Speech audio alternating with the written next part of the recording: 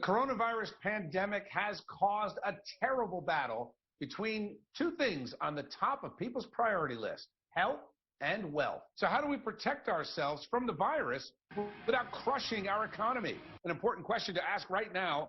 And we have two great guests ready to have that discussion. New York financial analyst Chris Markowski and infectious disease specialist Dr. MARTA Feldmesser of Lenox Hill Hospital.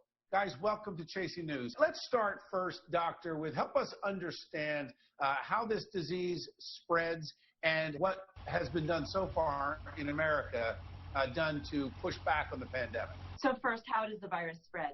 The main way that it spreads is through the air. So if somebody coughs, we call them droplets. They're particles that can extend out for about 6 feet. One person coughs, another person inhales. It's very clear that this virus is very easily transmitted between people that are within 6 feet of contact. We use a number of different numbers, but most commonly you'll hear 6 for 6 minutes, okay? If one person infects 2 people, infects 4 people, and everybody does not stay away from each other, we have a very serious problem because the infection will spread very rapidly to a large number of people. And we've seen that happen in places like Italy, Iran, China. We had, kind of a different situation in South Korea where they seem to have a really strong handle on it with isolating and quarantining people, and they really flattened that curve in about 3 weeks. So let me ask you, Chris, on a financial end, how do you keep the economy going and balance the quarantine and the isolation? Because what we have right now is a wrecking ball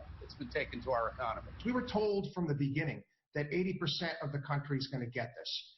Now, we don't want to overwhelm our healthcare system. We don't want doctors overrun. We don't want to have hospitals overrun because they're not people just getting coronavirus. There's people that still have heart attacks, that have cancer, that have all of these issues. And in fact, that's what they're doing at the Javits Center. It's not for coronavirus patients. They're moving patients out of hospitals that don't have coronavirus out there. We have to get on that footing so we're going to be able to deal with the influx of people that are going to get it. But at the same time, we have to balance that other aspect of our economy in regards to people are going to go out of work. The mortality for a small business in this country, the average small business, now small business actually employs half the country's workforce, is 27 days. That's it, 27 days of cash to stay in business. It's even worse for retail companies. Retail, it's 19 days, and then restaurants, it's 16 days. So it's tough for them right now.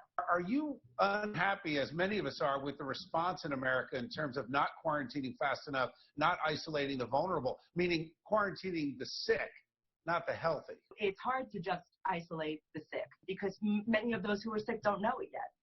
But Doc, how did South Korea do it? They flattened the curve in 3 weeks. I mean, how did they do it, and we've been unable to get a handle on this? They tracked individuals using cell phones and credit cards. They did extensive contact tracing that we have not done. They also had testing a lot sooner than we did. All right. Thank you, guys. Appreciate the time, Doc. Appreciate the time, Chris.